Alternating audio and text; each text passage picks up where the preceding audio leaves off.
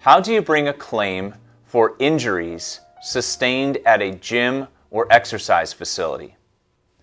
Now, we don't get these questions very often, but injuries repeatedly happen at gyms or exercise facilities in St. Petersburg and throughout the Tampa Bay area.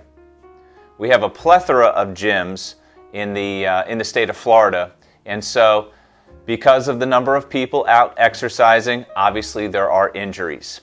And so we get a lot of questions after an injury. Hey, what exactly are my rights to pursue a claim against either a person that injured me at a gym or exercise facility or against the actual facility?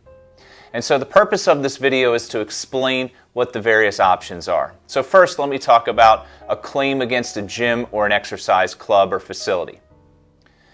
So if you have a membership at a gym or you're just even a guest for a day, you likely will they would have had you sign some type of exercise waiver so that if you're doing an exercise and you injure yourself, they are not responsible.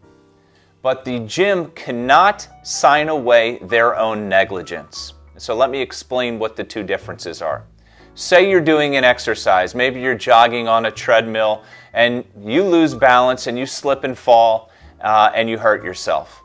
You don't have a claim against the exercise facility because it was your own actions that caused you to fall and hurt yourself.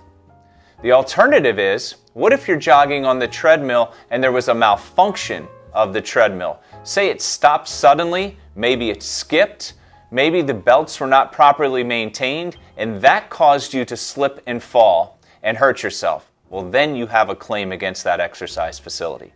So there's the difference there. Now, as far as whether you're injured by a person at the gym, there are two other subsets. One, are you injured by an employee of the gym or the exercise facility? So say a personal trainer is doing an exercise with someone and they drop a weight on you. Well, yes, at that point you have a claim against the exercise facility because their employee was in the course and scope of their employment and did some negligent event or careless event and caused you to be injured. So you have a viable claim in that situation. In the second situation, what if a fellow gym member drops a weight on you and hurts you, maybe breaks your foot or something along those lines? You then may have a claim against that person's individual homeowner's insurance.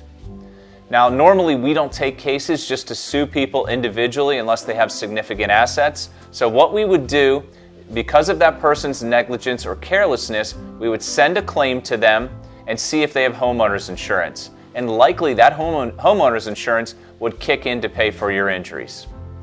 Now lastly, you may wonder, well, how exactly are my medical bills paid after an injury at a gym or an exercise facility in St. Petersburg? Well, if you've been injured, your own health insurance should kick in to handle your medical bills, and we will bill those bills accordingly. If you do not have health insurance, then what we may do is refer you to a set of doctors or other medical providers that we have a relationship with and have you treat on what's called a letter of protection. So it's like an IOU that is repaid out of the proceeds of whatever settlement monies we receive. So again, you're able to receive proper medical treatment, and the doctors or medical providers are also repaid for the services that they provide. So again, at the end of the day, if you've been injured at a gym, an exercise facility, a health club, and you have questions about the viability of your claim, please contact us. Our consultations are always free.